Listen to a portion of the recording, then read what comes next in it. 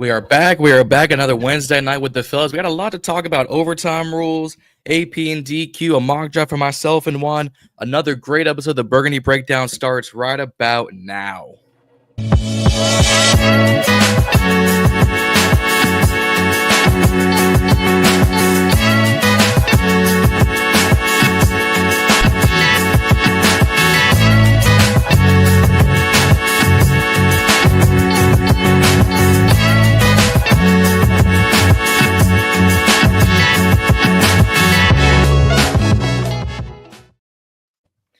We are back. Like I said, we are back once again another Wednesday night with another episode of the Burgundy Breakdown brought to you by Reedy, Z, John, and Juan. Fellas, what's going on? What's up? What's up? What's going on? How y'all doing? Hey. Feeling good, feeling great, man. Good little week. They gave us some topics to talk about. I'm excited. Yeah. Definitely excited. Z must got a lot to talk about tonight. I can't wait for them rule changes discussions because I disagree with on all of them. I ain't gonna hold you. I miss old football. Let me just say that. If we were just talking about that, this title would have been Defenses Be Damned.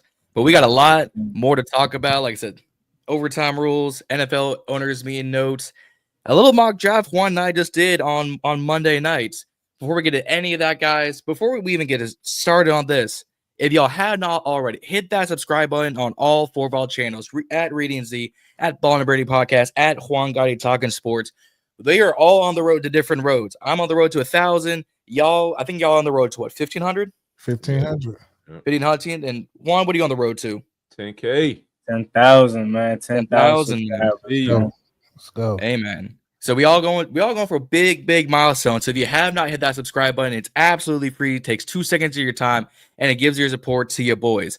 Just follow all of us on our social media channels. All those links down in the description. And for all Burgundy Ballers, Instagram and TikToks are right up here, along with Twitter's, because I refuse to call it X.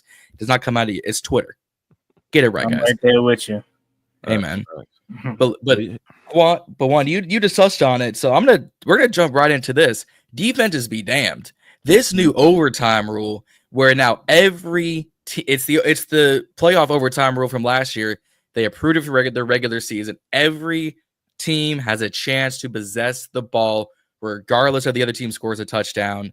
Juan, I'm gonna let you start with this, man. I know you just shaking your head upset.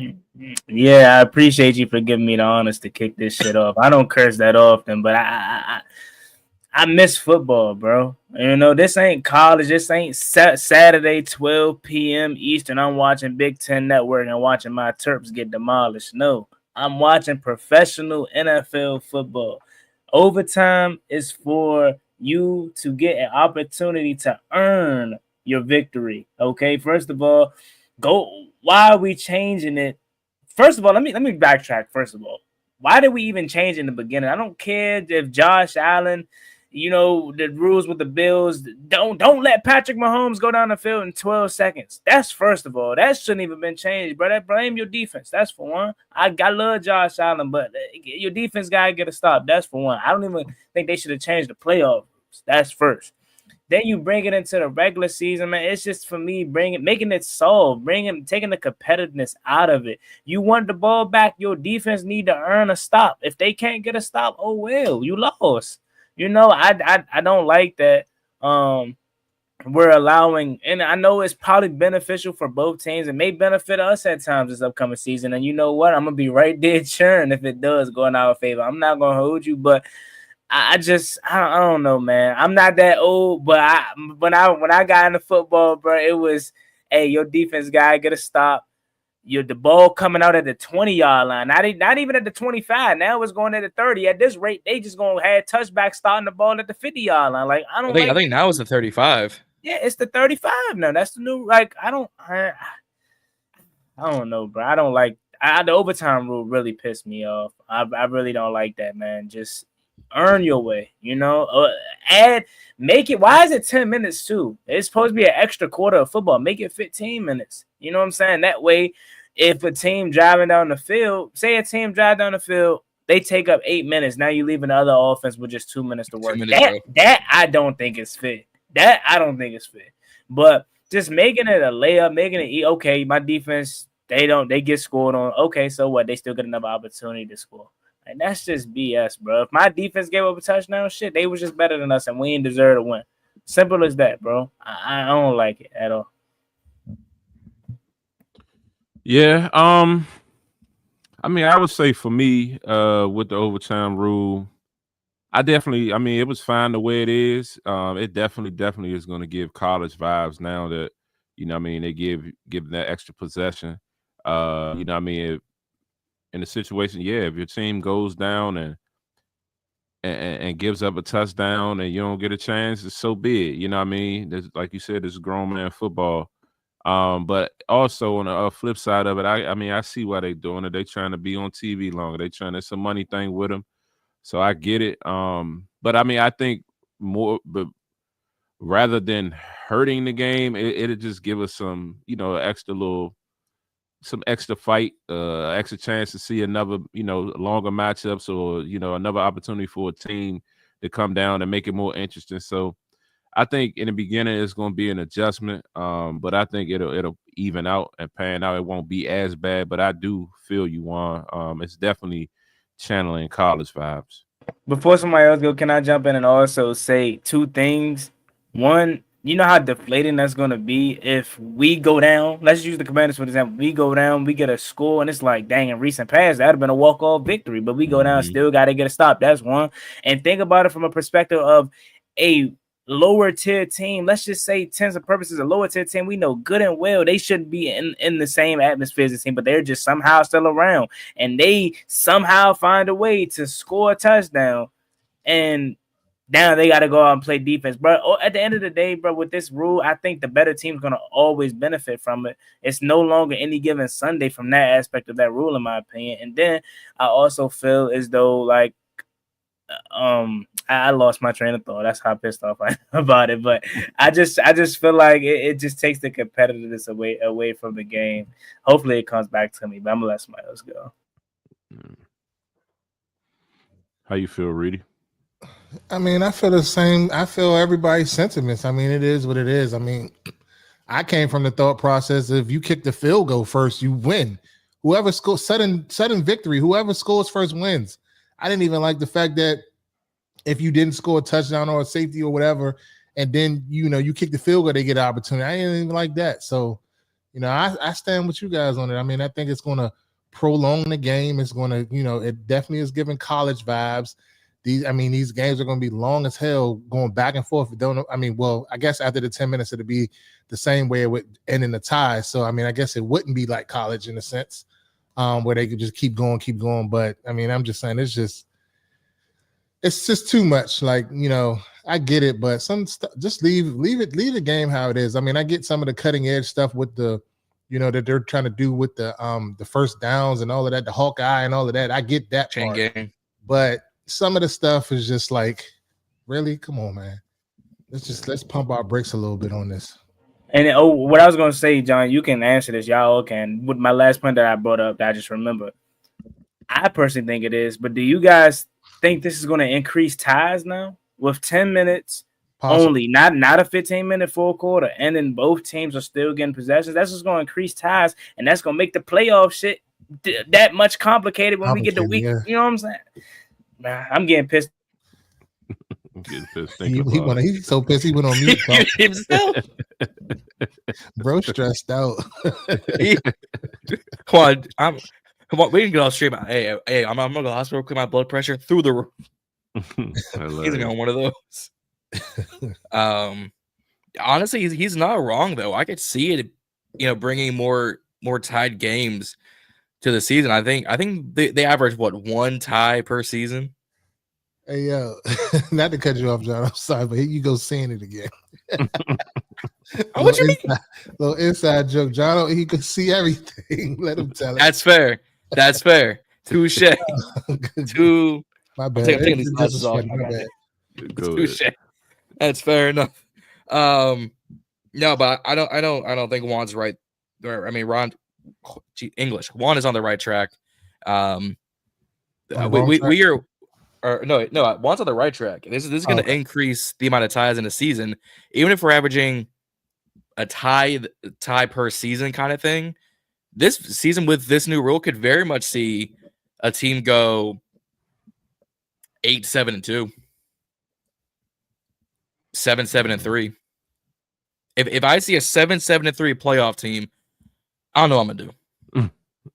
Because that is the definition of Eli Manning. Just 500 across the board. Mm-hmm. So if this next season goes the way they think it is, expect 2-point conversions to come after the first period of overtime. This really can be like college. Yeah. You just made another good point, bro. Now I'm all with Dan. I'm all for Dan Campbell now. I'm going for every 2-point conversion at the end of the game. I'm not going into overtime, bro. I don't care, bro. Get me out of here. Mm-hmm. The game about to feel like baseball, bro. We about to add another extra hour on to the game, bro. Like, do y'all remember the Georgia Tech game this past season where it went to like 20 overtimes? Yeah. I stayed up for the first 10 OTs because I was in the hotel during Thanksgiving. I was getting work done. I was like, let me come down and watch the game real quick. An hour and a half later, after the fourth quarter, I'm like, I'm going to bed. It went another hour. Man. It was 1 a.m. EST. I said, y'all out your minds. Yeah, we got comments on the IG side. Commander Enthusiast. I think it would be more entertaining to watch. Doesn't matter to me all that much unless we lose from this. Then he said, more ball to watch. He don't mind that. So yeah, I mean, he definitely can see what it would bring, but I think it's gonna start out like a 50-50 thing and just see how it pan out. But if we're on the losing end of it, we're definitely gonna hear a lot from the fans for sure. Yeah, for sure. Yeah, but yeah, what we got next? I would say let's stay in the owners meeting for right now. AP and DQ had a few little sound bites. AP was on the K Adams show. That's Josh's lady right there. I thought it was a little interesting that what he had said, but I didn't think it was too out of left field. He brought up the Terry contract. He wants him to stay in Washington, but at the end of the day, Terry's still here for another year, so I don't see the big deal about it. Shit, you better pay him now. If he have another year like he had this year, he's gonna be leading 40 a year. Better pay him now. I also don't see Terry, and I'm gonna do this a little real quick. I don't see Terry resetting the market. I don't think he's gonna be that receiver to reset the market at $43.5 million.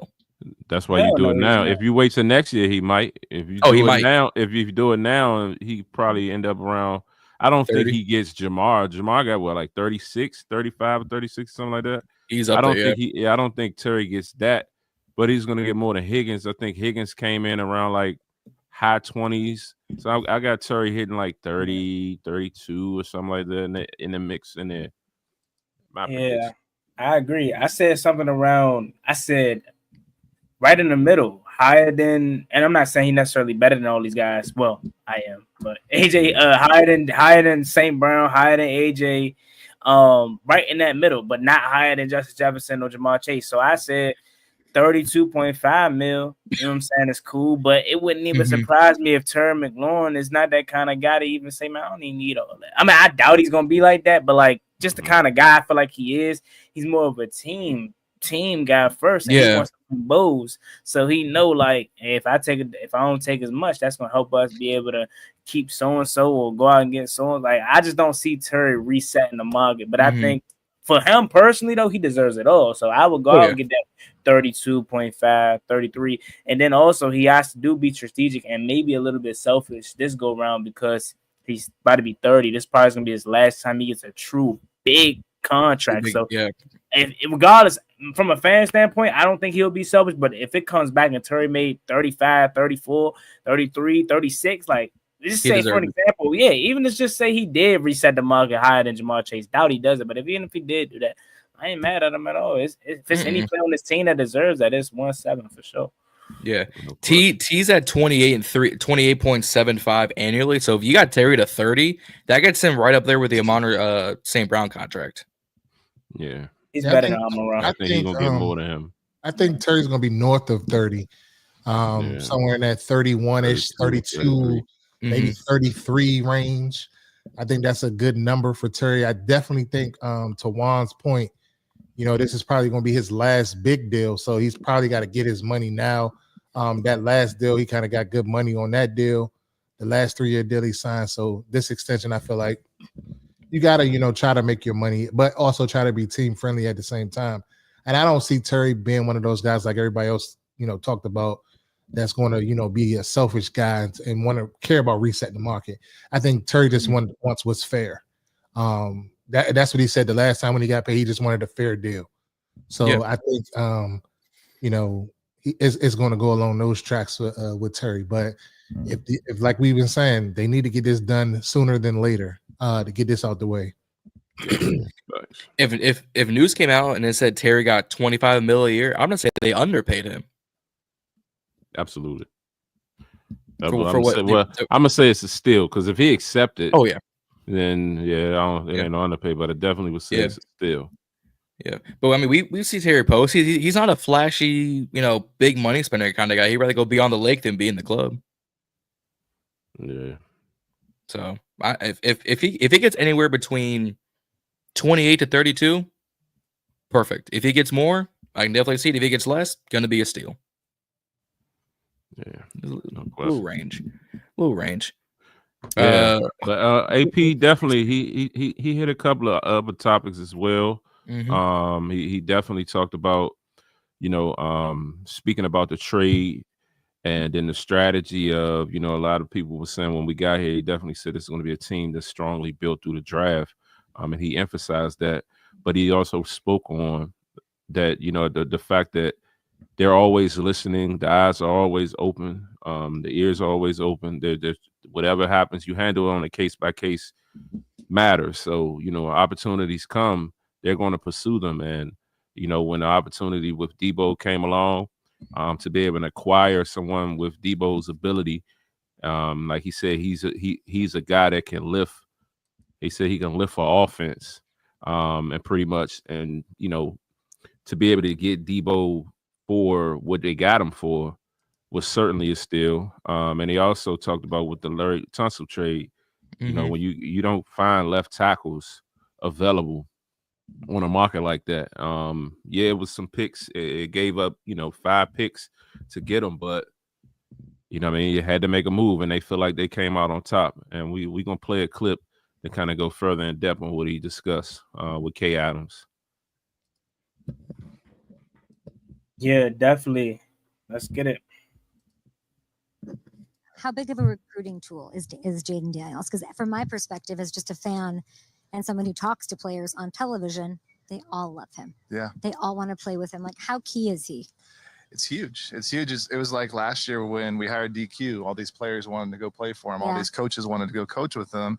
And now getting a great quarterback like Jayden, a great young quarterback who's not just a great quarterback, but a great person that people want to be around, that people want to play with. Dunk. And that's great.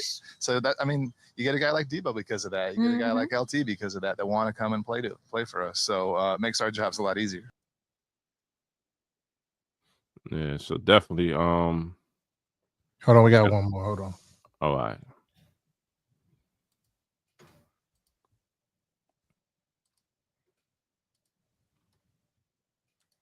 And this is what he had to say about Deebo and what he brings to this team.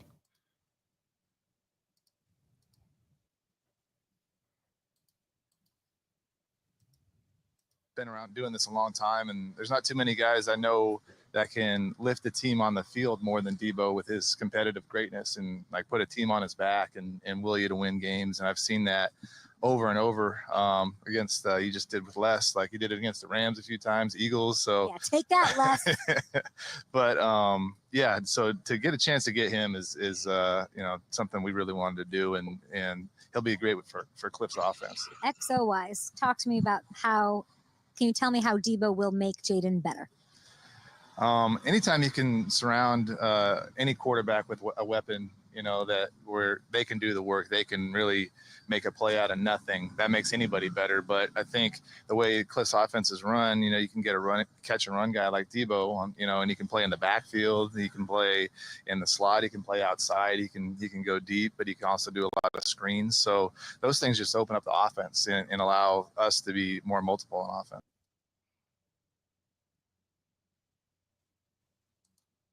That's it. Yep.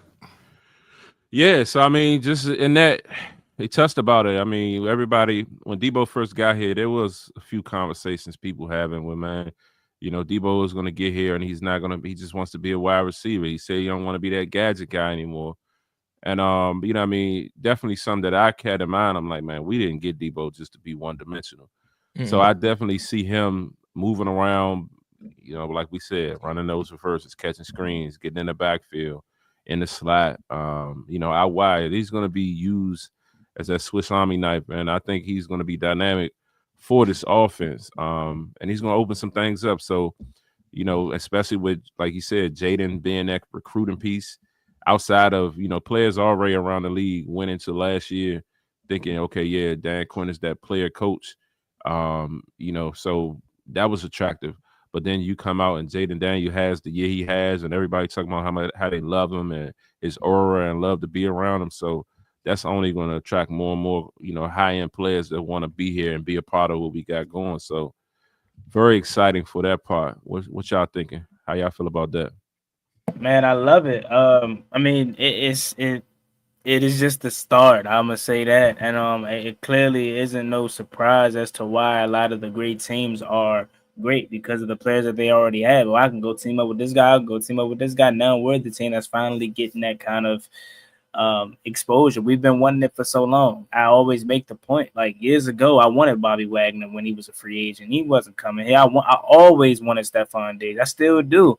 He wasn't coming here. He didn't come down, but I'm pretty sure he would have been more entertained if we were interested, right? Like, it makes a big difference. Like, oh, I get to go play with Tom Brady. I get to go play with Patrick Mahomes. DeAndre Hopkins jumped on that opportunity. Now he's playing with Lamar Jackson. So all these players that see what a team is doing is going to love to play for a team like Washington now because of Jay and Danes, but not even just five. The culture that we're building. Will Hurst said it himself. He's like, when I seen them up close and personal last year, I seen how close they was as a I don't know, all my cameras just went out, but as close as they was as a unit, you know what I'm saying, how they always picked each other up. Like he's seen it up close and personal. And although Will Hurst isn't necessarily a big name,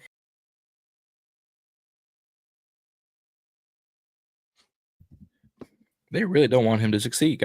Golly. Yeah, my cores got shortages, man. But to wrap up, since my stuff always tripping out, it definitely feels good to have Jane Daniels kind of as a silent recruiter. Like he can just pop out and essentially persuade guys to come in. So we gonna have that for the next 15 years, and that's gonna allow us to get a lot of big free agents potentially. Mm-hmm. Yeah, no question. I'm gonna bring up something that probably it's come out of left field. I'm curious how much Brandon Ayuk was in Deebo's ear about going to play for Jaden.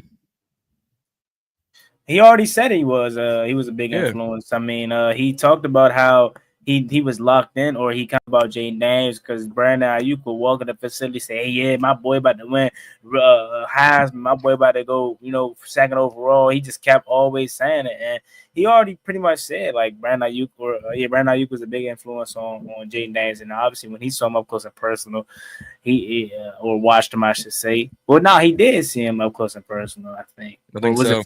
I think it was reversed. I think Jaden Daniels seen them play, but needless to say, like. He was watching, and it's funny how things work out this whole time last year or in the offseason last year. We thought Brandon Ayuk was going to be the one to come here to Washington, and now it's Deebo. So I definitely think Brandon Ayuk had a big influence on his decision to come here to Washington and then obviously the season that he just had. Like, come on now. Mm-hmm. Yeah, no question. Anything you want to add on that, Reedy? He muted. No, I don't really have nothing to add on that. I pretty much hit it on Monday Command. My sentiments on it. I thought just hearing him, speaking, just kind of makes the plan a little bit more clear. And he also had an interview on Phil Yates' podcast that I listened to today that kind of cleared up a lot of the things when he came to this team and things of that nature. So if you guys can get a chance to go watch that out there, it's a really good listen. It gives you a different perspective coming from the scouting, and it may give you some insight on what they're thinking about in the draft and stuff like that. Just because of his background and things of that nature. But I thought he spoke eloquently as always, as he does in the media. But Yeah. that's all I got. He also, he did also mention about with, only having 5 picks right now. He said that can easily turn into, more picks. So they're definitely keeping their eyes open and seeing what They teams listen. may want to move up and listen around what's going on. So definitely, I can see a trade back coming.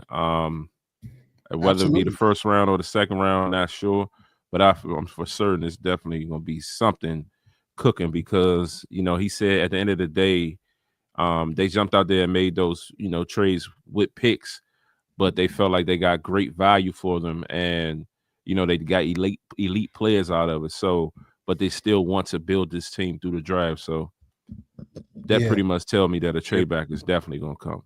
Yeah, and then also he basically kind of like alluded to the things that we were able to do with everybody's been saying. Oh, if you listen to all of the beat reporters, like if you go to the Washington Post and like read some of their columns and their articles and stuff like that, everybody's alluded to we kind of filled the needs. Like us as fans, we feel like we got different needs than the actual working media may have feel. But from what they're saying is we kind of filled those needs in free agency. So like we've been saying in previous weeks that we got to go BPA. And just like we said before, if it's a superstar right there, you got to take them. But if not, if you can feel like you can get the same value at 50 or 61 that you could have got there, then obviously you move back. But you gotta you alluded to you gotta have a partner though. It gotta be somebody else willing to come up and go back. So it's just not automatic. They may have to take somebody just depending on where the chips fall. Yeah. It's exactly what they did last year though. Oh my bad. No, I was like, go ahead. I'll mention it after this. All right. Well, to Reedy's point is if you want BPA but you want the value and you wanted evidence, they did it last year. We were sitting there at number 40 right after we took Newton at 36, and we said, all right, we can go back and get 2 seconds for our 1 second, and we got our starting outside corner in Mike Samerson, and we got our rotational tight end fullback special teamer and Ben Sinnott, who I need him to take a step up. I need him incorporated in this offense. Thank you very much, Cliff. So we traded pick 240, and I think like a sixth for 50, 53, and like a seventh. Like there was some like weird late round pick swaps. I remember them saying that. But we got the value for them 10, 13 slots back behind. With this draft class, you've got good value at some positions. It just, like Reedy said, what dance partner do you have? Because not everyone's going to want to trade up to exactly where we're picking. They're going to want either more or later. Yeah, for sure. And one of the biggest things that he continues to talk about, I guess I'll kind of wait and see, but he's definitely continued to speak high of Kinlaw. He talked about, he's been around him quite a while, and even when Kinlaw was down as low as, I think he said he was down as low as to like 275, 280.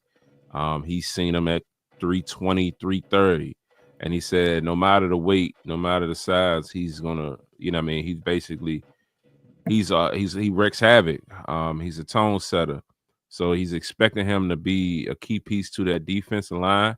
And he did mention that he's going to be used at D tackle and at DN. But they're expecting big things from him, so definitely keep my eye out on that. And I'm gonna trust AP on this one.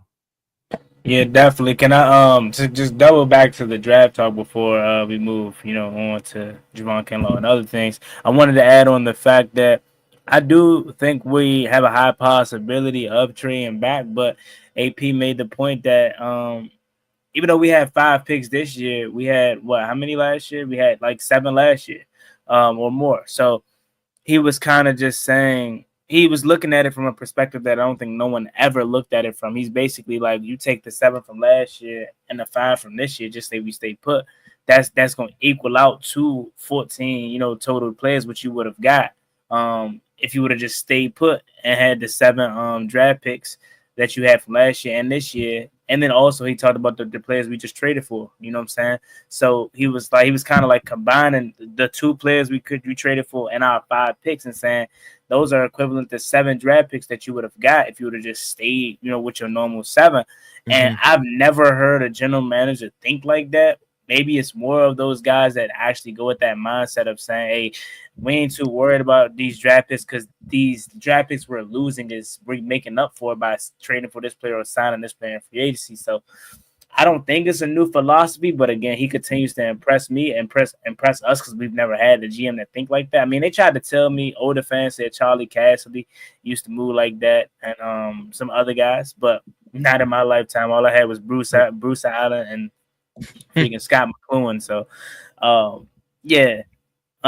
that was a little bit interesting, and I don't know if that kind of, I want to say not necessarily say we're not going to trade back, but maybe that kind of keeps them in the mindset of not putting too much emphasis on trading back because they're fine with having 5 picks. I don't think they are, but again, as he mentioned, it takes 2 teams to trade back, so that is going to be a little bit tough. He said himself like he would love to trade back every single time, but it's not necessarily realistic because you can't trade with yourself.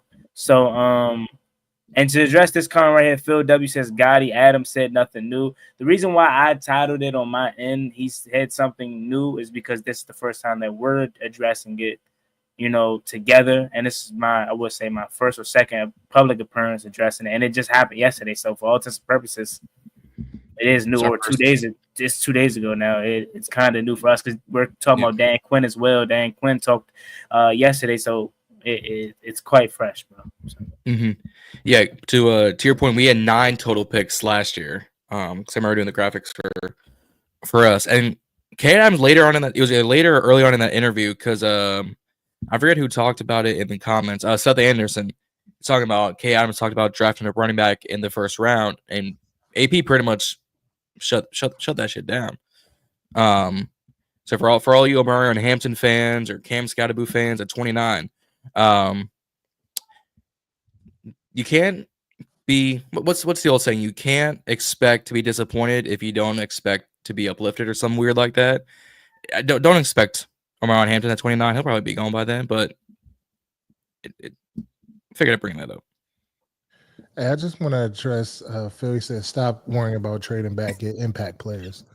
I mean, I feel you on that to a certain extent, but I feel like based off of what the so-called experts are saying on the draft about the value in the draft, the guy that was just on with I forget his name. Mike Renner or whatever is from CBS Sports said from 17, pick 17 up, it's the same value. So, I mean, to me, if I'm a GM, I'd rather, if I could get the same value at 40 that I could get at 17, I'm going to trade back and get that at 40 and get more players. You could bring more players in here.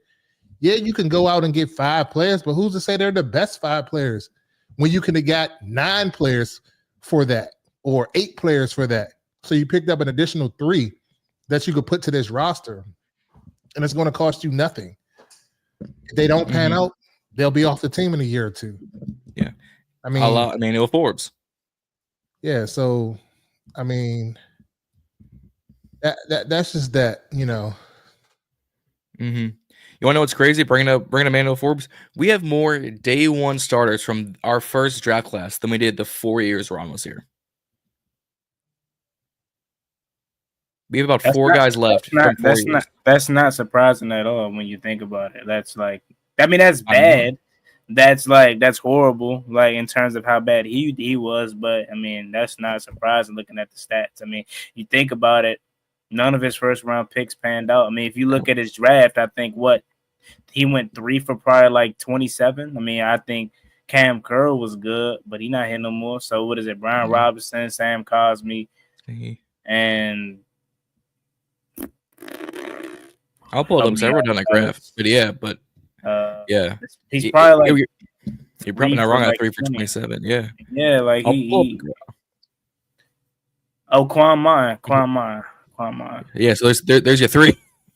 Yeah, bro, people were calling for Quan Martin to get. They were saying to go out and get Justin Simmons and get Quan out of there. Like, what's his last year of his rookie deal? So, I mean, I think he got like 2 more years left. He got 2 years left. He was in that. He was in that Forbes draft.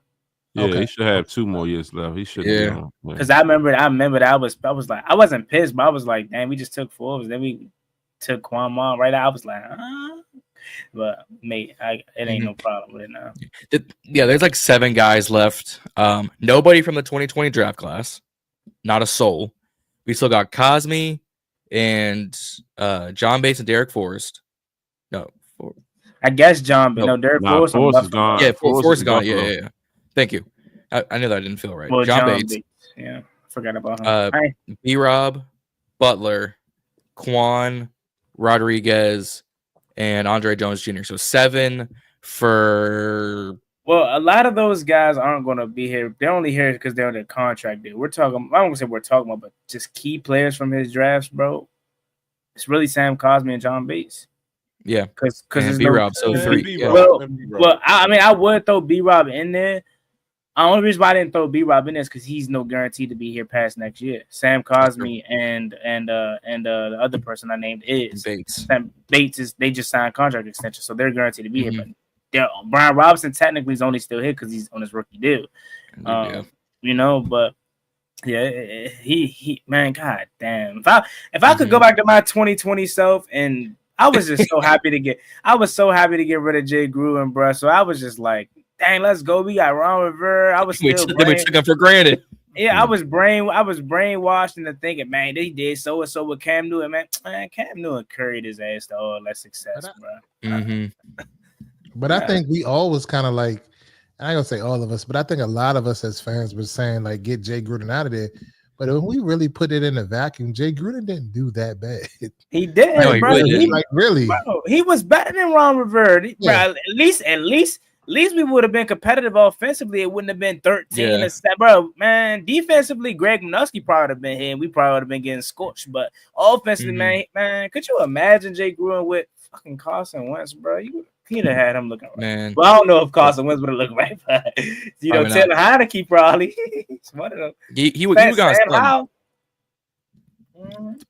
How they want to give Howell another chance, but they would at least fix somewhat of an O-line. Like, goodness gracious. Imagine Jay, man, come on, because Jay Gruden was better offensively. I mean, Jay Gruden gave us the greatest gift of all time, and that was Terry McLaurin.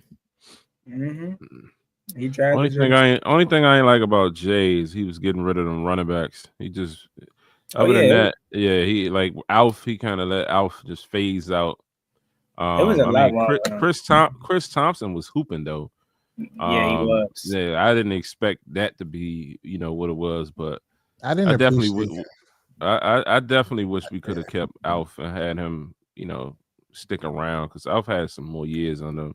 Yeah. We're just talking strictly offensively, though he was good. We know all the other stuff he was off the field and all that. I definitely agree on the other part though, because he was like I've been saying it for quite a while now. Like people in the comments every time, like always going on Jay, and it's to the point now. It's like a strategic thing to post something about Jay, so everybody can just rant off about it.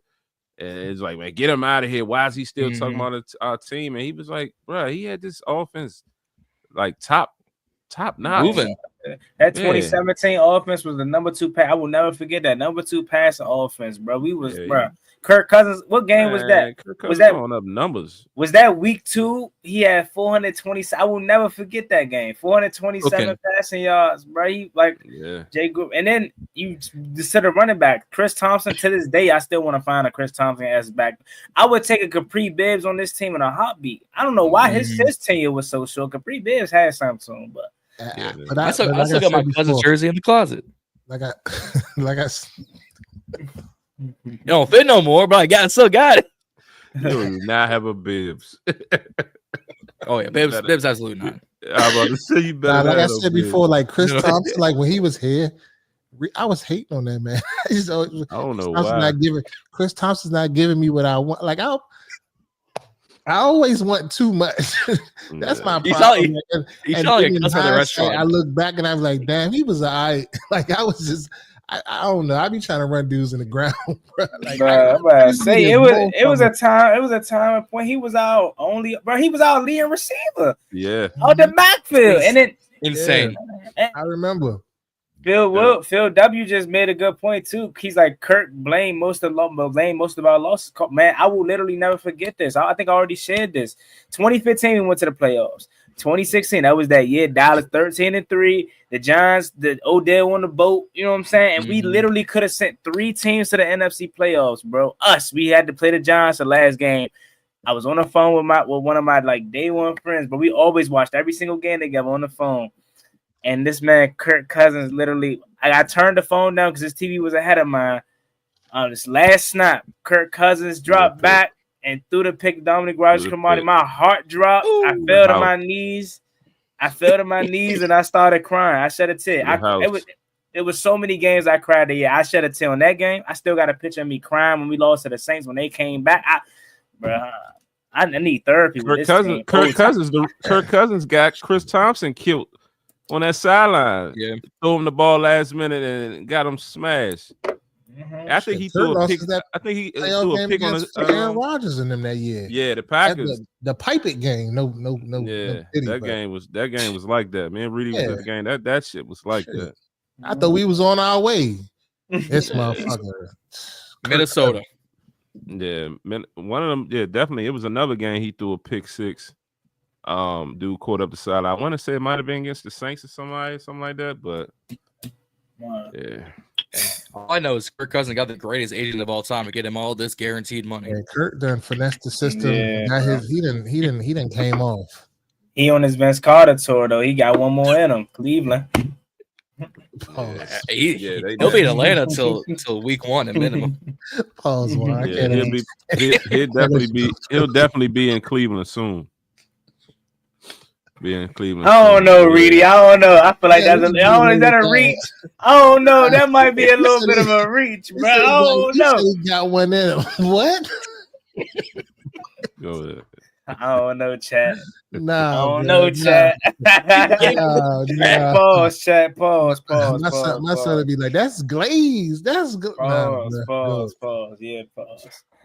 I need a timeout of that one. 30 seconds. That was 30 seconds, ref. 30 seconds. Penalty box, you go. Yeah, that was a little crazy. But yeah, so yeah, off of Kirk Cousins though. You know what I mean, just to kind of touch on what Dan Quinn talked about. Dan, he touched on a few things. He basically said that with the offensive line adjustments, acquiring Tunsil definitely helps us adjust the line. He did mention that Brandon Coleman would be moving to the right tackle. He was a little hesitant when he said it. I don't know if he spoke too soon or he just wanted to just get a little bit out there or something, but he did mention that he will compete with Wiley on the starting position. So one of them will probably play guard, to hold over until Cosme come back. But that's one of the things that he definitely mentioned. He mentioned as well about the importance of re-signing Marcus Mariota. He emphasized the value that Mariota brings with the experience, and as we seen the performance on the field when Jaden was down. He came in and did his thing. That Dallas game when Jaden just couldn't get right. Mariota came in and won us that game. So Mariota definitely had some key moments last year in this offense. So it was definitely, great to see him come back. A couple of other things just quickly that he touched on was, potentially doing some joint practices during training camp. That's something that he wants to do. There's been leaks that we potentially may practice with the Patriots. He has a good relationship with Mike Vrabel, so that's something to watch. The running back stability, he said, while open to adding players through the draft, we are content. He is content with the current running back group. That part I'm a little questionable about because I feel like we got 4 of the same guys. He praised versatility and impact in the passing game and the running game from our running backs. So we'll see what happens there. But he also just continued to talk about the culture and just having the right guys there that's pushing the narrative. And when these new guys are coming in, it's not even just the coaches that got to kind of teach them and set the mode about, and catch everybody up on it. The players are filling in, the leaders are stepping up and doing their part and making it an easy transition. But just one thing to touch about the first, how y'all feel about, you know, Coleman over on the right side. And let's just start with Reedy, because, you know, Reedy knows. Didn't I tell y'all? Ain't that what I said? I gotta take my victory lap, because I said he probably is going to play right tackle, and they're going to kick Wiley inside, because everything that pointed to, if you look at all of the grades and all of that stuff like that, you do your research. Really comes from research. I looked this shit up. Wiley is better at guard. I told y'all. So I seen something like this happening, but I wanted a Mekhi, what's his name? Mekhi Becton. Yeah. I wanted him as the other guard. So I was wrong on that, Fair. but I was right on what they were going to do if they, you know, switch it up. So I'm curious to see what's going to happen with Allegretti on the other side. And do you, when the Cosme comes back, do you just kick Wiley to the left side? Allegretti beats the backup. So I don't know what they're going to do with that. But I also seen something today on Josh's channel. He was saying something about the Commanders were big on the center from Texas. So Majors. I don't know. What's his name, John? Jake Majors. Yeah, so I don't know. That might be something to look out for. They may be trying to bolster the interior, because they were saying, you know, we were suspect after Tyler Biadasz, and he's the guy that he may be able to play guard as well. So that's something to be on the lookout at. But, you know, I mean, I kind of seen it coming. The writing was on the wall. Yeah. What you got, John? I mean, y'all pretty much covered everything. When news broke, we were in the group chat. Reedy was like, "I was right, wasn't I? Told you." It was on a little victory lap. So I'm gonna give him his victory lap. He was right. I give it to him. Reedy comes from research is hilarious. I don't know how you don't have that trademark by now. Hilarious. Let's go. Yeah. I mean, Allegretti to the left to fill the Cosme, you know, vacuum while he's out. It would make sense. Allegretti There's also or Wiley? Or Wiley, excuse me. I said Allegretti. Although Allegretti, he be alright. Unless we address it in the draft. Unless we address it in the draft, because there's a very That's your guy, Juan? good. That's That's your guy. No, Wiley's Juan's guy. Nah, Juan like Allegretti. I like both. Pause. That was crazy. Damn, man. That was worse. Damn, man. That was worse. I think all jokes aside, I think Allegretti is a good player. Like, I don't know what ZB talking about. Yeah, he was kind of getting bull rushed and stuff like that, but I think Allegretti can play. I think Wiley played better last year. I'm on the record saying he played better last year. He did. Eric Bieniemy year, he was getting his ass torched. Oh, but also, if we really go back and look at the film, JD helped out Wiley. Like, people are saying, like, Coleman is going to get JD's going to be running for his life on Coleman's side. I think Coleman did good as a left tackle, and then as a rookie too. As a rookie too. Then you kick him over to the right side. JD was somebody made a point in the comments on one of our posts saying something about, you know, JD's a right-handed quarterback. He's looking to run away to the right so he can get rid of the ball. But if you think about it, he was stepping up and getting out to the right because the pressure was coming from the right. Mm-hmm. So, I mean, that could go both ways. You're right that he is a right-handed quarterback. He is trying to throw on a run to his right and get away to his right. But also, he can step up the middle and go straight up the middle too. So, Wiley played better than he played the previous year. So, I'll give him that much. Yeah. She got one on Coleman. Yeah, shout out to Reedy, of course. You know what I'm saying? Got to give somebody their flowers anytime they hit it on the head. I definitely am pro Wiley than I am more so not. I think when it comes to Andrew Wiley, I like him more so for what he did last year, but also as a guy, took a reconstruction, didn't have to do that. But I think he did that because he knew shit. If he ain't take it, they were probably gonna cut him because we was gonna be able to save money if we cut him. But I think Wiley becomes your new Cornelius Lucas in a sense, because I think he's gonna be there until Sam Cosme comes back, and then once he comes back, I think he's going to be the rotation of the backup guard. I don't see them moving him to left guard, not more so because I don't think Nick Algreedy is just that much better than him, but does he have any experience playing the left side of the ball? I know it probably isn't that hard, but it's different from going from right tackle to right guard than let me go to the other side. So I don't necessarily know if they're going to do that. And they got Nate Herbert too. So I think Wiley becomes your backup once Sam Cosmi comes back, but we have to make sure Brandon Coleman, which I think he is, because I think he was a hell of a left tackle as well. As long as Brandon Coleman is doing what he got to do at right tackle and don't cause for Andrew Wiley to have to go back out there, then he'll just go to the bench. But I like this setup. I really do. Outside of Brandon Coleman, we're veteran heavy, and you look at a lot of the really good offensive lines in the NFL that has really good quarterbacks as well. Why are they so successful? It's because the majority of the offensive line is veteran heavy. You look at Philly, veteran heavy. You look at Detroit, veteran heavy, and that's the kind of philosophy or mantra it seems like we're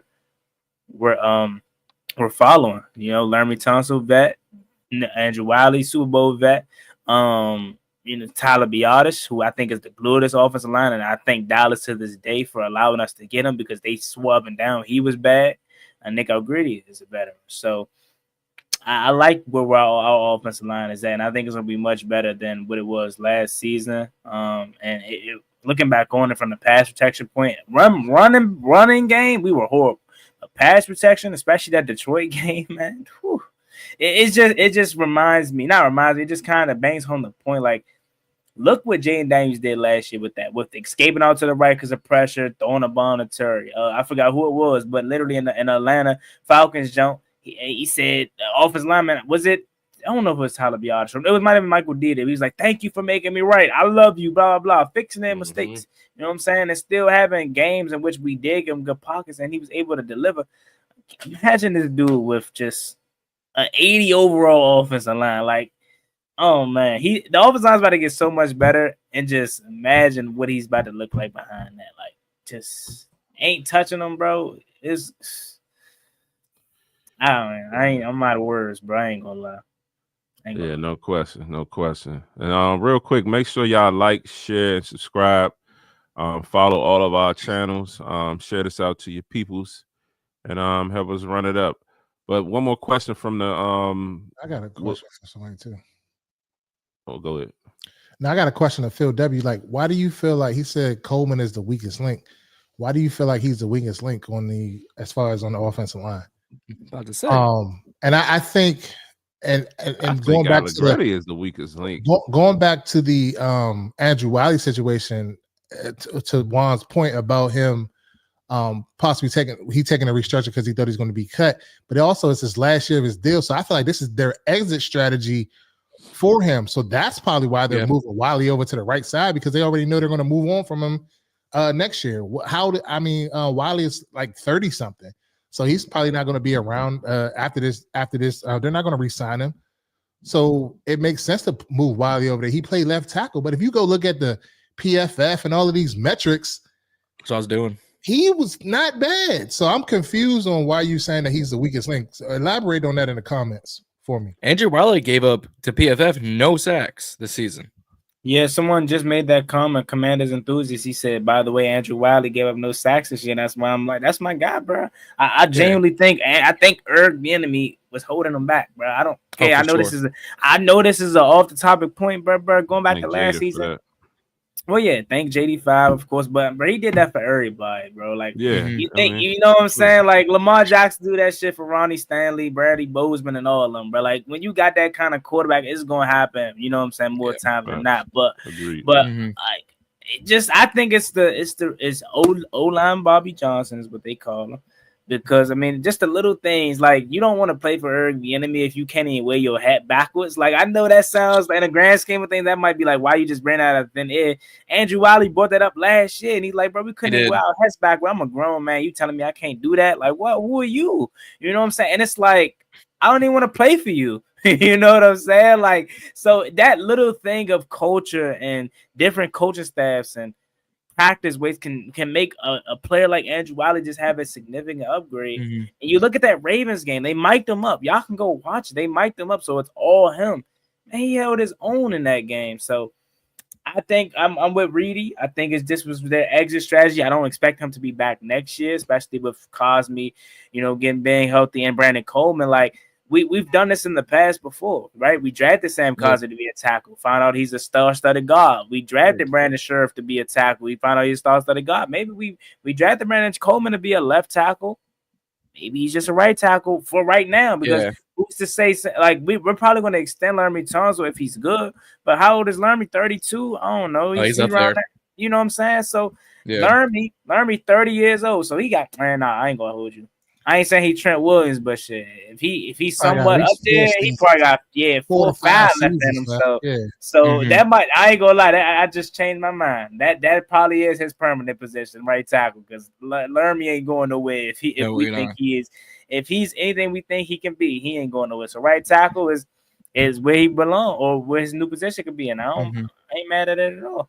Yeah. Well, Coleman came out of the draft as a guard. I remember them going to the podium and saying, Brandon Coleman, guard, TCU. And I was like, guard? And then when they converted him to tackle, I said, this man came out of the draft. He played half his snaps at left tackle. He played the other half his snaps towards the end of the season at left guard. I'm looking at the PFF stats. He won the hottest at both. And for TCU, gave him 9 sacks for us this year. So the rookie conversation, yeah. But also look where you put him. You put him on the left tackle, you put him on the blind side where he wasn't great in college. If you move him to the interior, Wiley was a good guard for KC, moved him out to tackle, took the right system. So I wonder if this year, since they got fully gelled and he's not at the blind side for Jaden, if either he steps up or we say, all right, do what you did with Scherf and Cosme. You drafted him for this, put him where he was in college for a bit and see if he gels back into his natural form. Phil said Eric B was not the problem. I ain't even acknowledge that full comment. Getting me hot out here. Yeah, let's move on, John. Let's move on to this draft situation. All right. So for those who did not tune in to Juan's live stream, I was honored, and I was a guest on there on Monday night. I had a blast with him. We did 2 mock drafts. We did one where we did no trades. We stayed with, like Booker T said, the 5-time draft picks that we had left in the arsenal. And then we later on moved on. So, if Reedy, if you don't mind pulling up the no trade mock draft, look at that beautiful graphic right there. So with round 1, pick 29, I took BPA, best player available. Not necessarily a draft need, but if he's right there, I mean, it's just night and day. I took safety Nick Emenwari out of South Carolina at pick 29. You got Will Harris. You still got is Butler other safety behind Harris? You got Quan, Percy Butler, and Harris right now.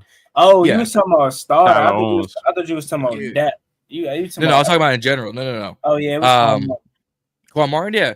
So what I think, at least based on draft potential and projection, would you say Nick Emenwari could and would be better than a Quan Martin? I mean, I think, like I said, what we talked about on the stream, I think his physicality, it fits better than Quan Martin, but I don't know how physical he can be in today's game. You know what I'm saying? With the league, with the rules.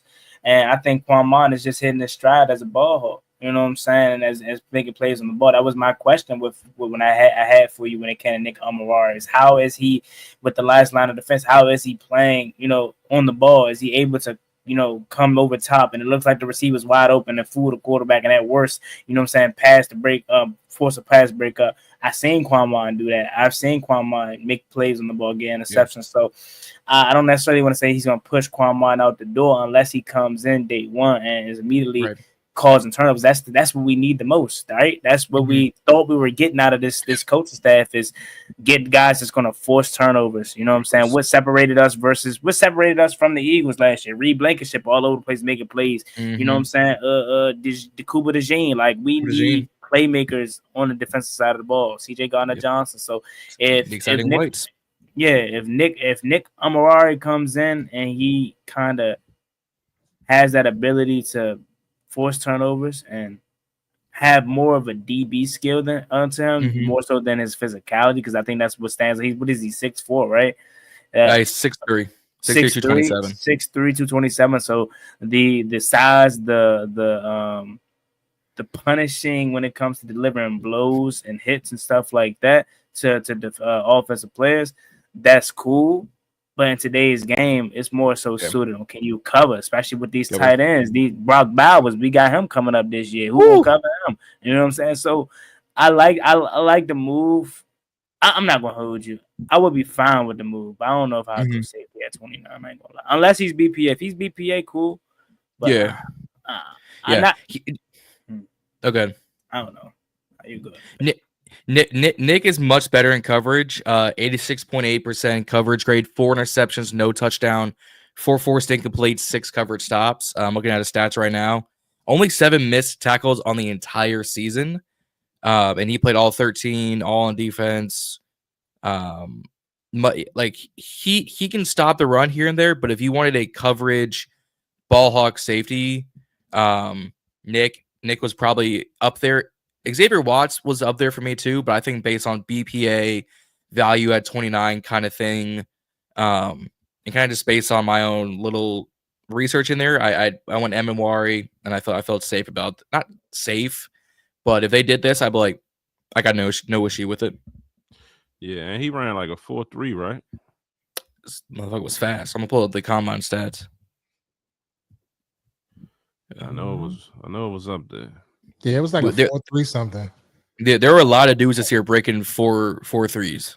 I'll tell you that much. Nick Emmanwari Brand. I don't want him. He ran a 4.38. He was the second fastest safety behind Marquez Sigel out of Kansas State at a 4.37. Yeah, sign me up. Reedy, anything from you about Emmanwari? No, I like his play. You guys pretty much hit everything that I would say on him.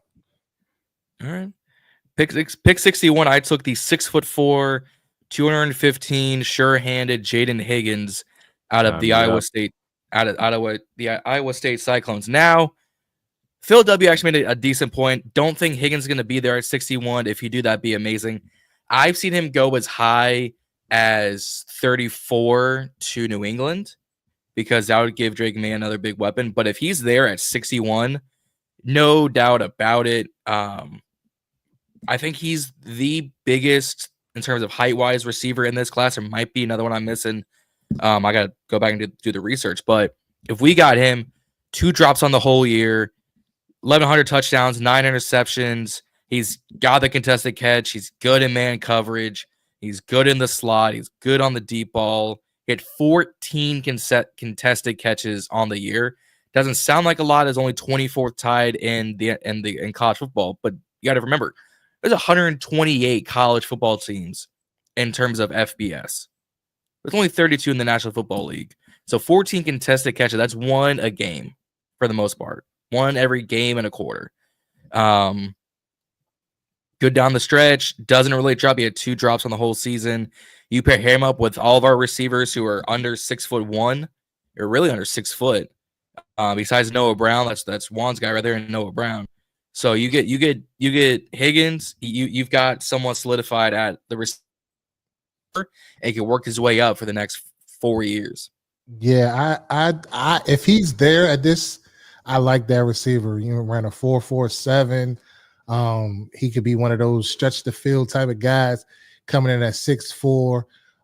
He's a good route runner. From what I've seen in his highlights and stuff like that, I think this would be a great pick at 61. But like people are saying, I don't know, depending on how the chips fall, I don't know if he might be there. But I would take him over Savion. Savion Williams. Yeah. That's my guy. I would take him just, purely I forgot about him. Just off his route running. I think he's a little bit more polished than Savion is at this time. Yeah, for sure. If we was able to pull this off, then I'm cutting the TV off, and I'm happy. With the first 2, I'm going to sleep. We won the draft. Z said, "What is this?" See, I thought you was going to be out with Big Herb. from on draft night. That's what y'all was taking town. I'm going home. We get these first two. I'm going home. Like, I heard. Peace out. Good. He said I got done better myself. I'm out. 128. People are going to be a little hesitant about this pick just based on where he went to school, but I took edge David Walker. Some smaller name school guys I've gotten my eye on is this dude. He's a little undersized at 6'2", 260. Yes, he played in the FCS. Boo-hoo. I mean, when your production is 12 sacks, 9 sacks, 16 sacks, when you've got up 40-plus sacks in 3 years with a 21% pass rush grade, and he's an edge that can play on the run defense. He has as good a run defense grade as he does his pass rush grade, both over 92. Tell me an edge in this day and age that's not TJ Watt, Micah Parsons, and Myles Garrett. Who's got that? I'll wait. People are going to say the kid out of UCLA. Sorry. I'll pass on a Bruin. I'll pass on that. What y'all think? I don't really know. Too much. I may have took somebody else at that point. Okay, maybe not him, but I can see your why you did it.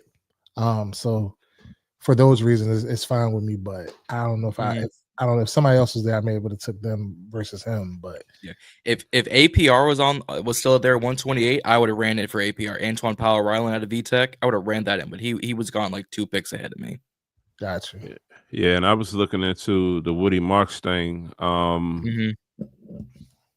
want an explosive back. So if an explosive back is there at 128, I say you take him.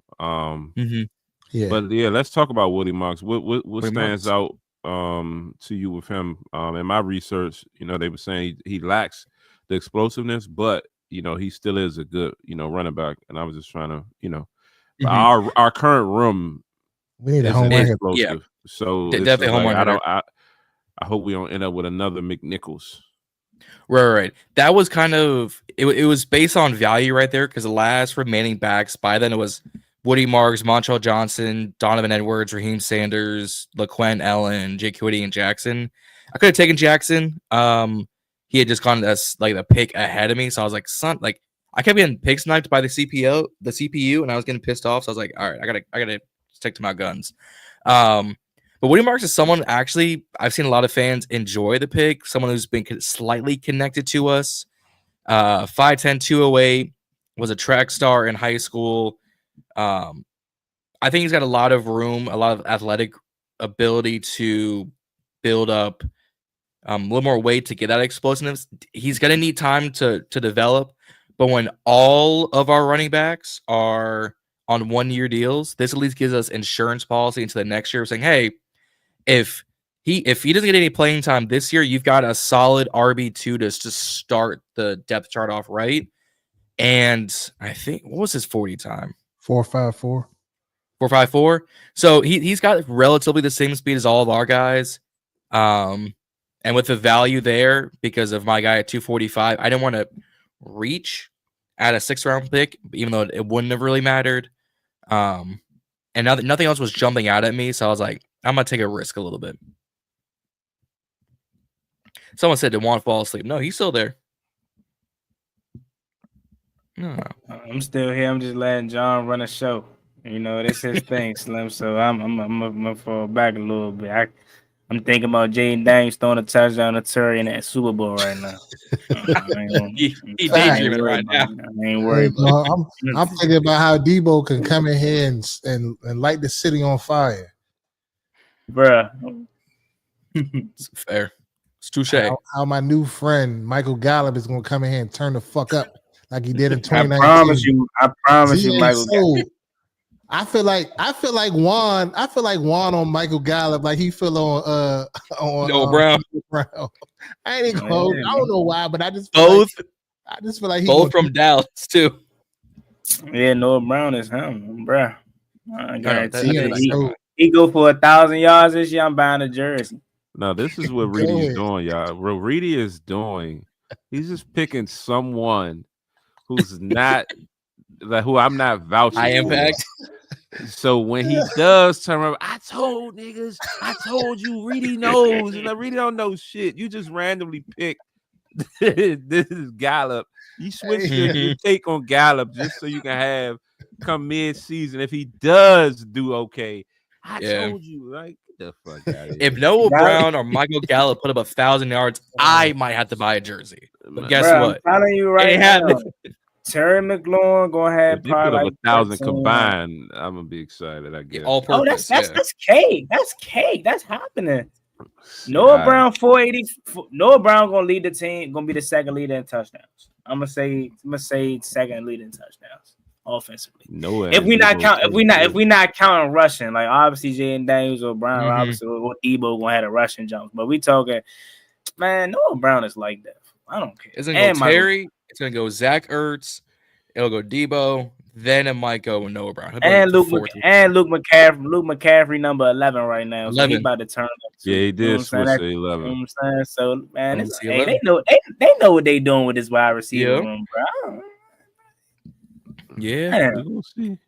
I'm gonna finish this out real quick. O'Donnell Fortune. This has been my guy for quite some time. 6'1", 185 at corner. Only let up one interception, had 3 picks on the year.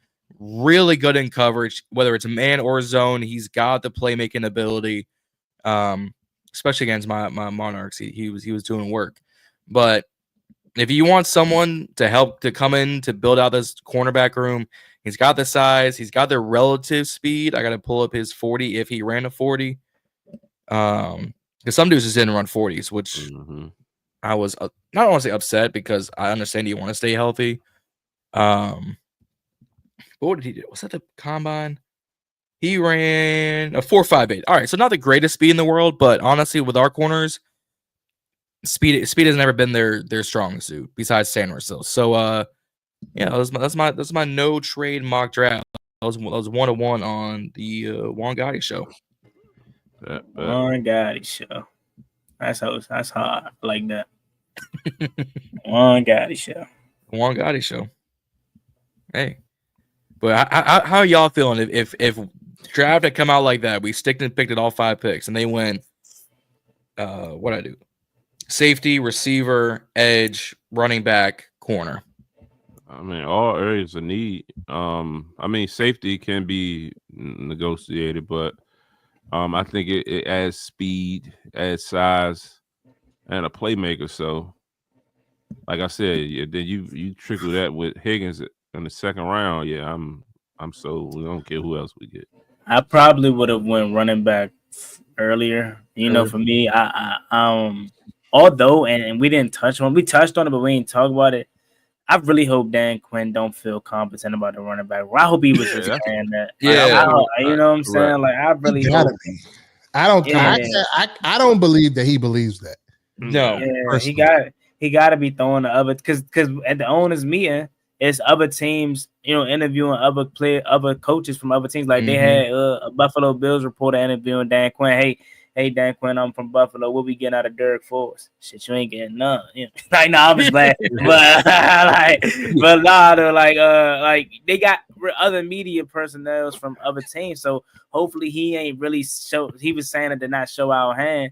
But then at the same time, he said Brandon Coleman was gonna start at right tackle. But that don't matter. That ain't the draft. So I hope he ain't content, bro. Because if Travion Henderson is, I'm big on Omarion Hampton. That's who I want at 29. But I think Omarion Hampton and Ashton Genty are the 2 backs. Well, they all can. Let me actually clear it up. Yeah. But I think those are the 2 front running backs that are going to be day one starters on teams that don't have no running backs. Do we love our running back room? But no, we don't. But we have a running back room. So that lessens the importance of the running back position. So it kind of don't make Omarion Hampton a need because he needs to go to a team that's going to give him 20, 25 carries. We're not doing that. We just got Deebo Samuel that's going to take carries. We got Austin Eckler that's going to take 20. You're going to take some carries. We got B-Rob, obviously. So our running back room, for all intents and purposes, is loaded. So that's why Travion Henderson is perfect because he's the exact need that we want that's going to come forward in line and not, what I'm saying, mess up. So ADQ, bro. I hope you not content, bro. I hope you We're was doing just something.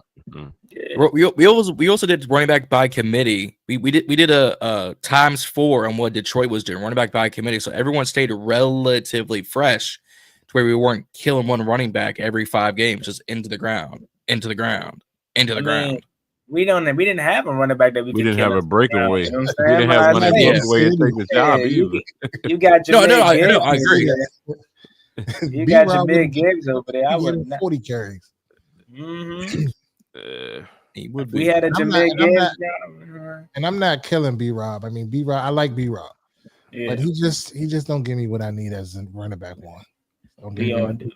We all Man, do. that man Blame. Reed say he ain't got that. I say we all like B Rob, but I say blame the Facts.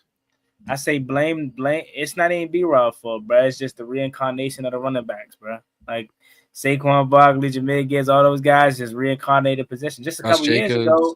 Yeah, just a couple years ago, everybody, hey, you get your running back in the 5th, 4th round. No, now they shot back up, bro. And Ashton Jency about to come in the league, and if he do it, bro, it's not B Rob fault, bro. It's just we can't have Matt Jones. Is he on the level of Matt Jones? No, he probably better than Matt Jones. I ain't gonna lie. I don't know though. That 1 year Matt Jones had was OC though. I ain't gonna lie. He was in there. And Fat Rob was like that. I swear, them dreadhead running back, they was gonna be like that. Rob was definitely nice. Yeah, then go ahead, Reedy. Well, Matt Jones took that screen to the crib, right? Yeah. Yeah, I think. Then 2 years later. For Arizona. Yeah, then 2 years later he was on special teams. So I don't know. Yeah, but I agree with Herman. Here you go with this Gibby shit again. Bring back Gibby. You want Gibson back? They about to be nice this year, bro. I ain't gonna lie. The Patriots about to be good. Yeah, but Herman Rob, I agree with you though. Like you paired Brian Robinson with one of these younger backs that got a little bit more explosiveness. That 1-2 punch, and then you bring an Eckler in on 3rd down, and you kind of like got all of them in the mix. I think this running back room could be really good. We just need a younger, faster, a young speedy guy hitter. You know what I'm saying? A more elusive guy that got some wiggle and got some shakes. You know what I'm saying? That's all we need. And I think what if and I mean this ain't like I'm just being a rocket science right here, but what if I'm saying he was content with the running back room because Deebo Samuel is that home run hitter? I don't know, bro. Like, what if he like Deebo is that home run running back that we, you know what I'm saying? I keep saying if we get a running back, especially one of these top running backs in the draft, and already got Deebo, I'm sorry, Reedy, but Eckler might be gone. Eckler might be punt returner. Why are you telling? No. Reedy, like I That's can't. Man. That was my man 2 years ago. Oh, now you don't care. That was your man last year. Yeah, that was my man. I was psyched to get him, but I mean, what he put on film I wasn't impressed. No, but when I was calling him out, you like, nah, man, he got more time. When I said he might retire, his time might be up. Don't sign him more. Don't sign him. I ain't gonna lie. He won an NFC championship then. When I said that. I'm with Reedy though, bro. I ain't gonna lie. Eckler was nice last year. I mean, before he got, if he can stay healthy, relatively, He the only back that was able to turn a 3-yard reception. You know what I'm saying? And man, hey, I ain't standing for the act disrespect. I ain't gonna lie. But no, he not going to punt returner, bro. Hell no. Yeah, no. We can't, bro. We can't. For his sake, I don't want him to go back there. Please. Oh, for his sake, no. But all I'm saying is something that I think we're glossing over real quick. This tight end position, like we haven't talked about this all year about the tight end. Like, so we're sold on the tight end position. No, not as fans. We're not. But if he came out and said that they were content about the tight end room, I would believe that shit because they just re-signed John Bates. They got you know what I'm saying, and Ben Sinnott here. So we're not. Of course we're not. But them, I feel like that's more believable being content about that room than the running back room for sure. And it's probably not the biggest need either. It was like 3. What was his contract? I don't know the number ever came out. 3 years, $21 million. I heard that out there. I don't know how true. 3 years, 21 for John Bates. Yeah, I heard something. Yeah. 3 years, 21 mil, 11, only 11.5 guaranteed. For a third round, I remember- I guess he's not a third string. I guess because he get more burn, but not. But Bates gets more burned than all of them. What are you talking about? yeah, but Bates I got more mean, they play said time than insane.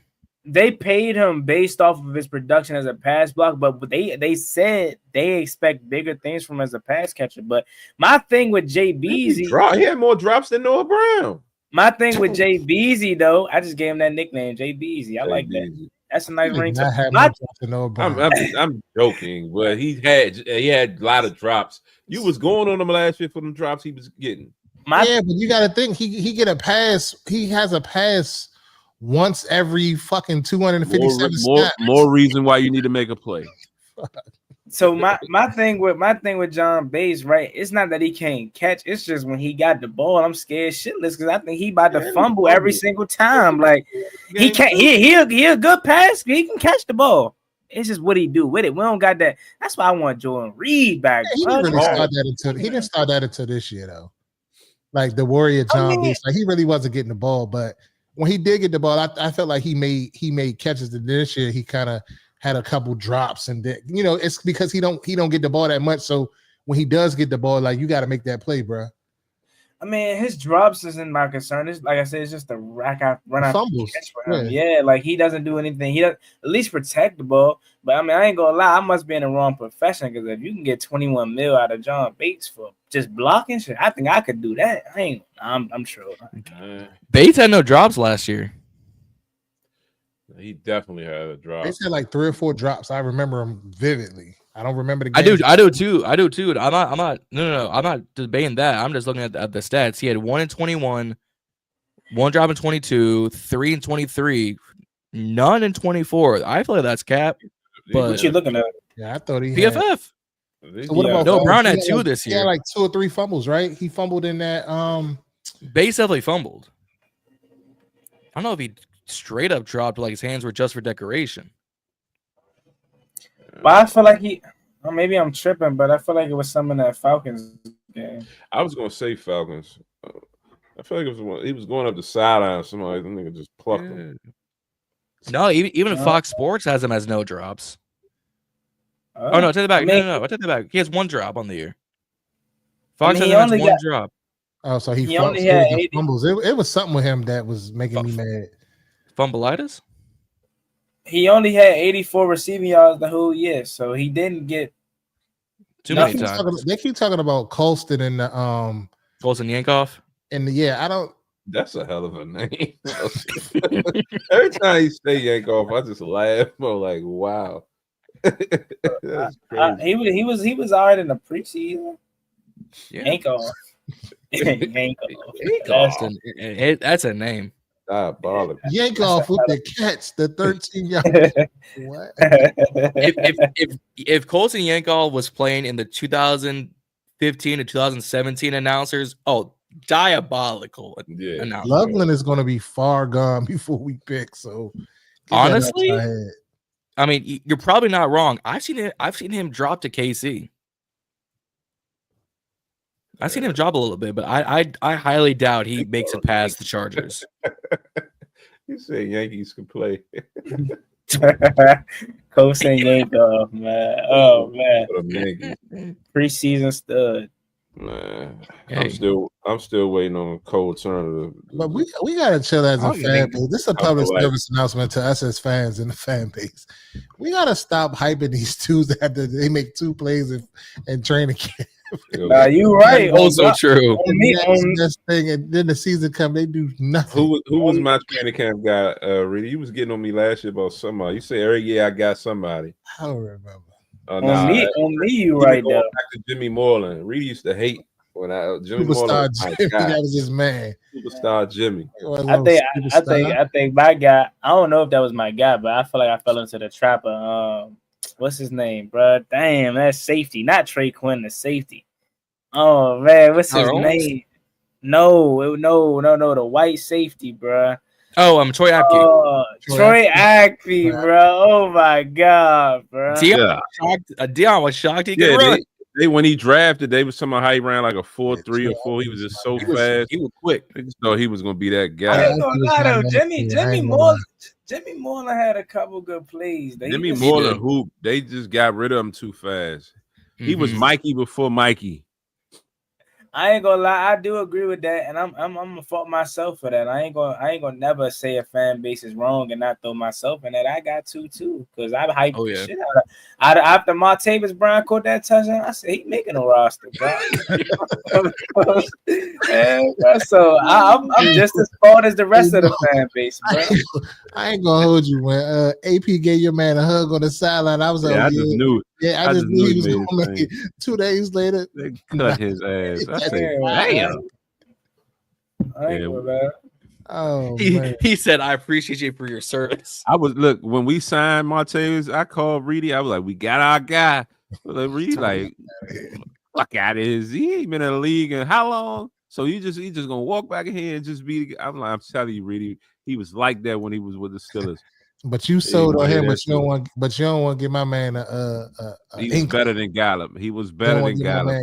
In his prime. He was way better than fucking Gallup. Yeah, Gallup used to burn our ass up. I say Michael Gallup used to torture us. He had 3 touchdowns. We also had bums, and our defense was trash. That's the overarching point. Our defense is kind of always trash in a sense. Yeah. Michael Gallup was 1,000-yard receiver, bro. He got a year off, so basically he's still 29, and he about to cook. I hope so. I hope I'm wrong. Mm-hmm. Oh, y'all gonna know when he turn up. Oh, I'm gonna let it be known. I told you he's preparing. Noah Brown about to give you 485. Michael Gallup gonna give you 500. Deebo gonna give you 1,000 combined. Terry gonna give you 1,200-1,300. That's solid. Zach Ertz 4,500, bro. Like I'm waiting for Terry to hit that 1,500-1,600 range. I feel like he can really get to that pocket right there. He just got to stay because he just got to play a little bit better earlier in the season. But I think with that, that connection and more faith from JD now, I feel like that's where Terry lacks in the beginning of the season. He don't do good numbers, and then that's why he's kind of chasing it at the back end. But I feel like he had an ability to kind of be in that point as far as yardage and shit like that. Correct me if I'm wrong, but it ain't his fault. My bad. Correct me if I'm wrong, but it ain't his fault, to the slow starts. That I think early on, Cliff was just running basic stuff, leaving him on the left side. You know what I'm saying? Right. And then that Saints game stand out too. That Terry should have had 200 yards, 3 touchdowns that game. And they just could not get on the same page to say he had better chemistry in that last game of Mariota than he did the first 2 games of Jaden. And then that Panthers game too. If JD5 played in that game, part of me wants to say Terry ain't gonna reach 1,500, but part of me also will be like wants him to. He gonna do that. You know what I'm saying? If Terry just hit the jump button a few times this season, he would have had about 4 more touchdowns. No, facts. Yeah, because he was getting toe tap tackled. I was like, Terry, you want the 2? No, yeah, that Cleveland jump. I mean, you can name endless. You can name endless. Matter of fact. That one pissed me off. I was like, Terry. I'm more in that 1,300 range. You know what I'm saying? I think if it gets up to 12, that's up there with his best season. If it gets past 1,200. He would have did that, man. Dang. Yeah, but you got anything else, fellas?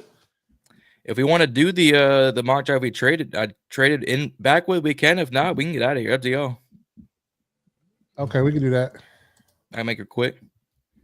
If you just want to pull up number 4, so then it's just as easy versus you doing, So I'm gonna go real quick. Traded back with New Orleans, got traded back that 1 for 2 and got a 3, a 4, and that 7. The 7 was kind of just a make up with whatever you see what you can get, but that 3 and that 4, I was like, I need current day 2, early day 3 compensation. So I went Darion Porter, corner out of Iowa State, another Cyclone, 6'4". 200 pounds. He ran a 4.3 40. So he's got size and speed. 90% coverage grade. He won't give you a damn thing in the run game. I'm sorry. This man got nothing. But if you want a zone corner who won't give up a touchdown. He had 3 interceptions on the year, a 4.7 passer rating at Iowa. He will give it to you. And he had another interception dropped. So he could have 4 on the year. If you want a big coverage, let's call it a better St. Juiced.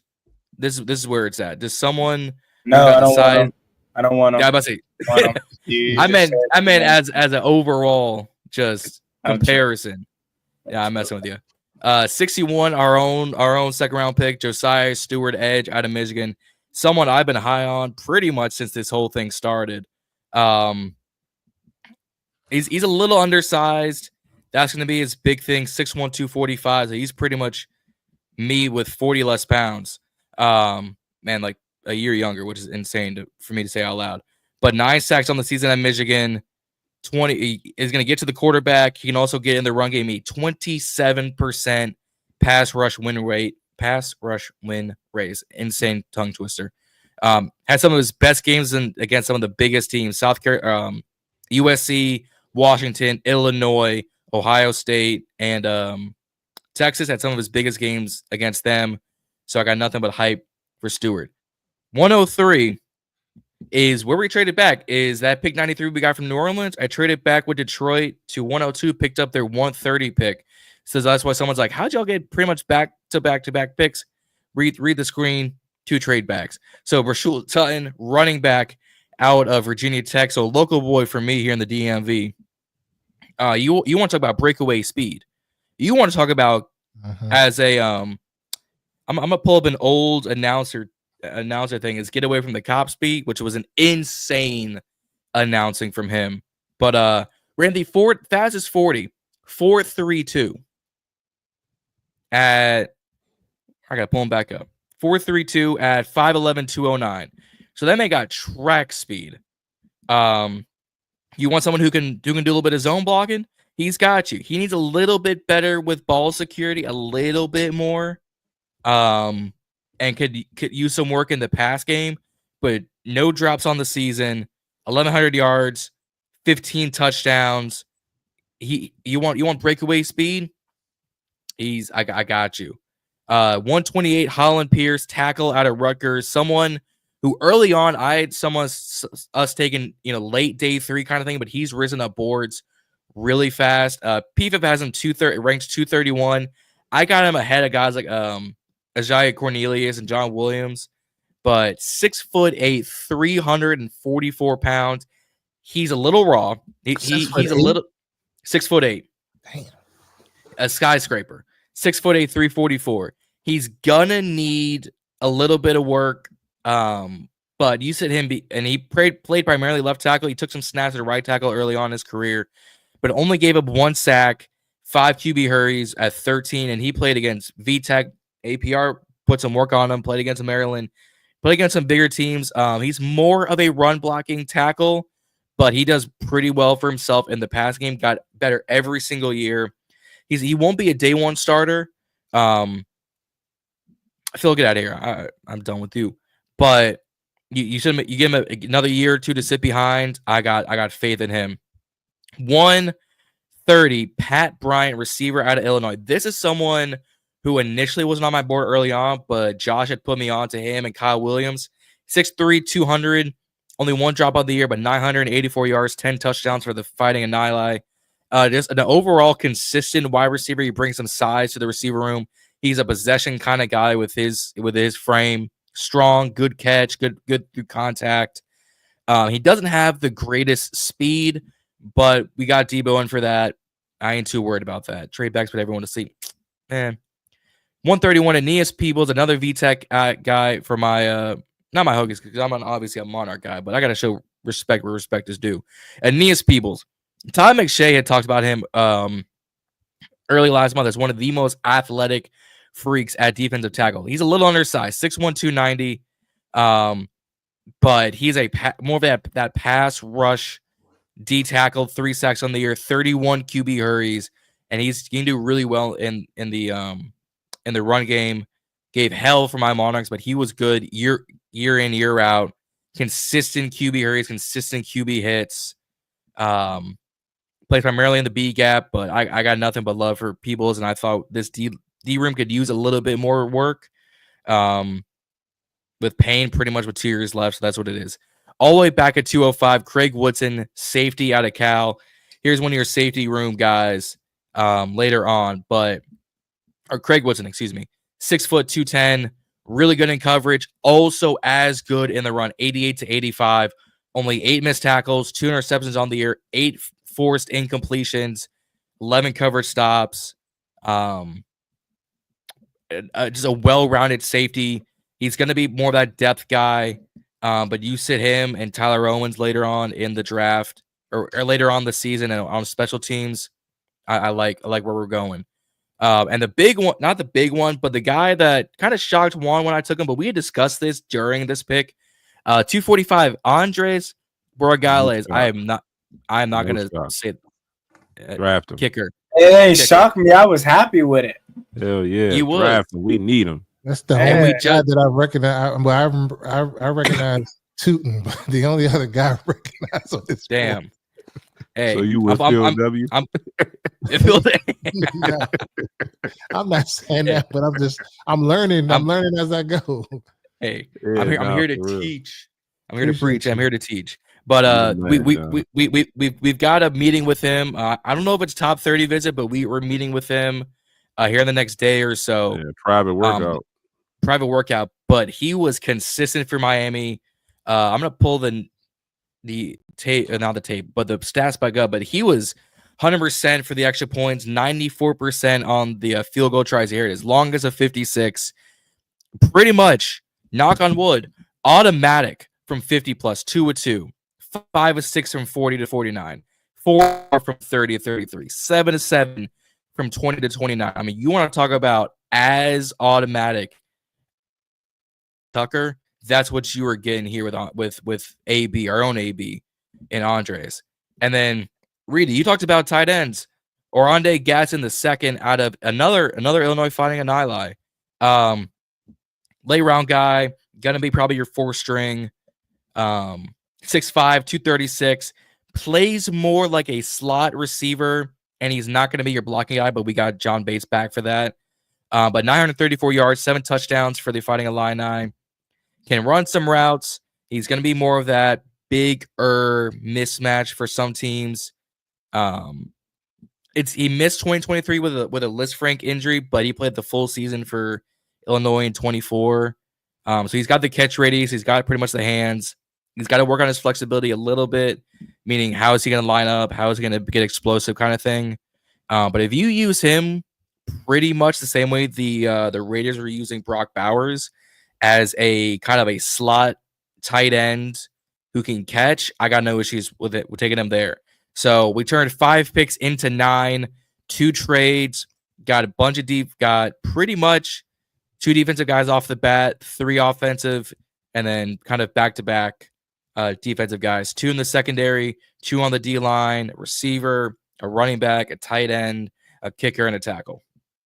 So what would your overall grade be on this? I would give this a B+. You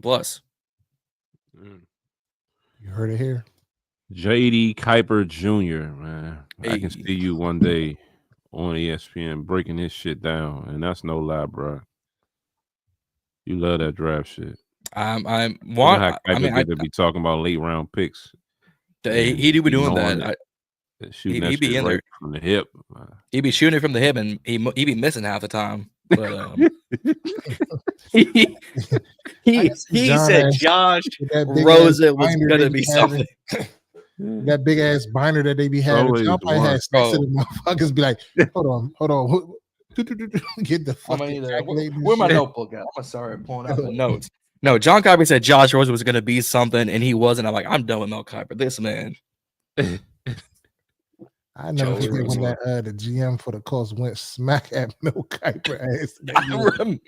Who the hell does he think is? I dare him to put a jock strap on. He never put a jock strap on a day in his life. Kiper's like, what up? Yeah. Shout we out to got anything Reedy else, with the fellas? We good? Shout out to Reedy with the sneaky draft day hat. I see you, Bobby. All right, you already know. I got You out here. all colors. I got tan. I done bought 3 of them motherfuckers. I'm thinking about buying the burgundy one too. You found a I like snapback it. or just to fit it?